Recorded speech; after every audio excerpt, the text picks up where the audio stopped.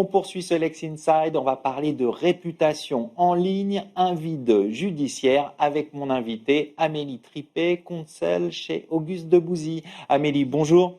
Bonjour Arnaud.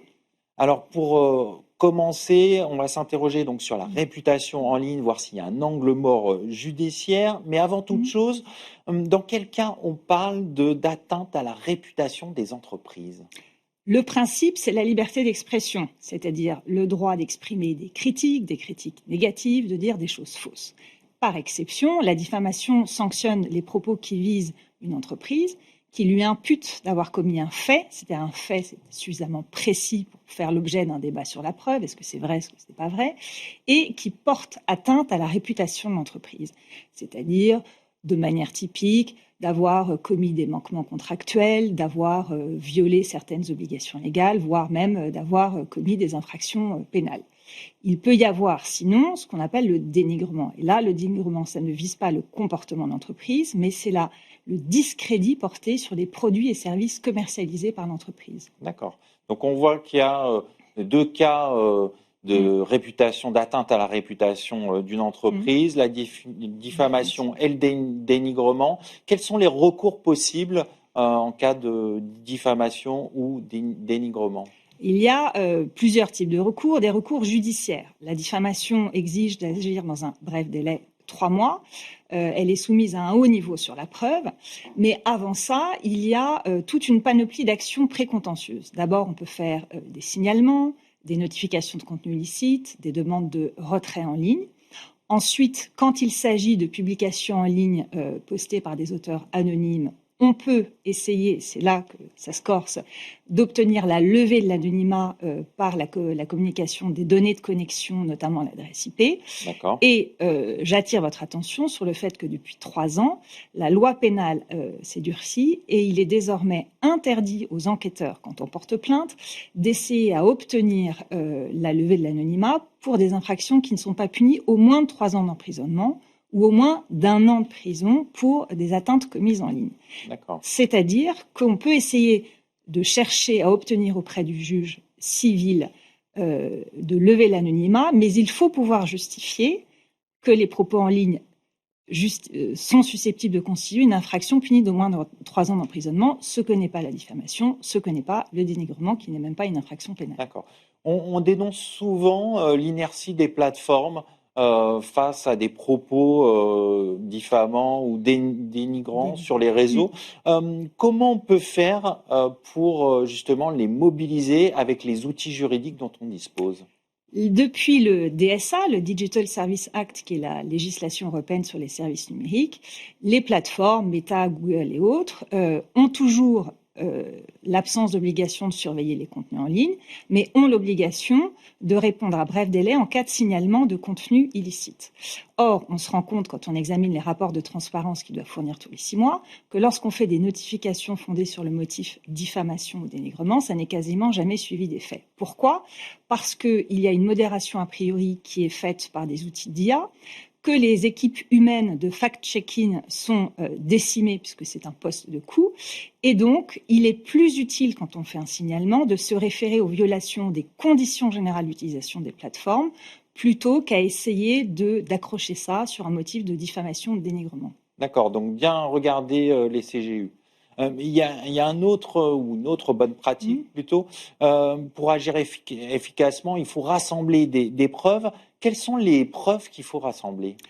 Il y a d'abord les preuves de l'atteinte. Alors évidemment, on ne peut pas faire des constats d'huissier à chaque fois, mais il faut privilégier des bonnes captures d'écran par un outil qui est très simple, c'est l'impression PDF, de manière à être sûr d'avoir le lien URL de mise à disposition, l'auteur du message et la date à laquelle le message est accessible.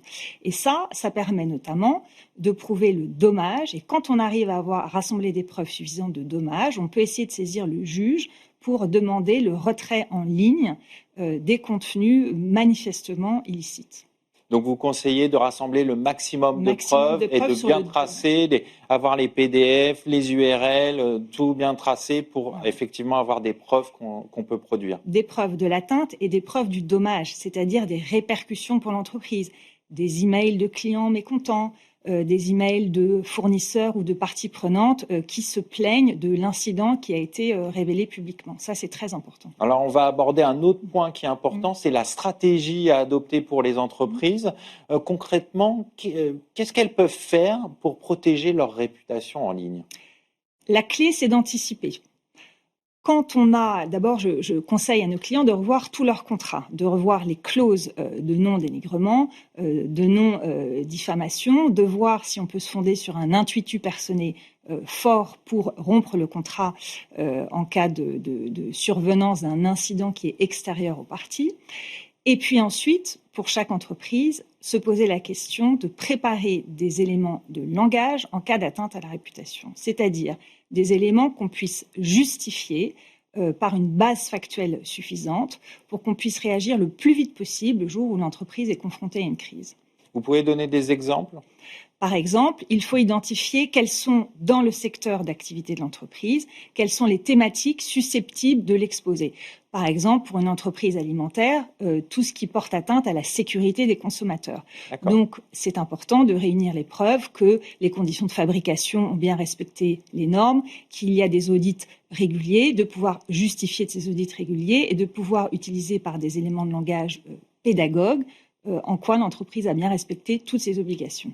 Est-ce qu'il n'y a pas aussi une culture d'entreprise à justement à sensibiliser déjà ses propres salariés à la réputation en ligne? On sait que souvent, c'est quand le salarié est mécontent, quitte l'entreprise, c'est là peut-être qu'il va avoir des propos qui dénigrent son ancienne entreprise. Tout à fait. Ça, c'est un cas de figure très fréquent, c'est-à-dire que l'entreprise est victime du mécontentement d'un ancien salarié, voire même d'une instrumentalisation d'un concurrent.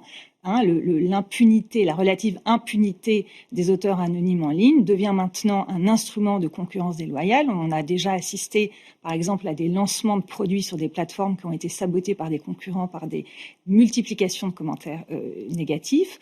Et chaque entreprise doit pouvoir mettre en place très rapidement une cellule de stratégie de réponse à la crise, donc mobiliser la direction de la communication, la direction juridique, la direction opérationnelle qui est en mesure de fournir les éléments de réponse dûment justifiés sur les thématiques sensibles de l'entreprise, et surtout ne pas perdre de temps en se sentant victime d'une injustice et en pensant que dès qu'on va rétablir la vérité, la crise sera passée. Pas du tout, parce que j'ai vu nombre de fois où des clients ont été mis en cause sans aucune justification. Et néanmoins, la crise a perduré. Donc, dans ces cas-là, la réponse de l'entreprise est très importante pour déminer le plus rapidement possible l'effet rebond. Il faut aller vite, mais j'imagine qu'il faut quand même avoir un discours qui est construit, d'où cette cellule. Cette cellule est toujours de définir des éléments de langage qui sont en cohérence avec les valeurs de l'entreprise, de manière à décliner ces éléments de langage dans la stratégie de communication, mais évidemment en cohérence avec la stratégie de défense judiciaire s'il y a un contentieux judiciaire et par exemple surtout un contentieux pénal qui est susceptible de survenir.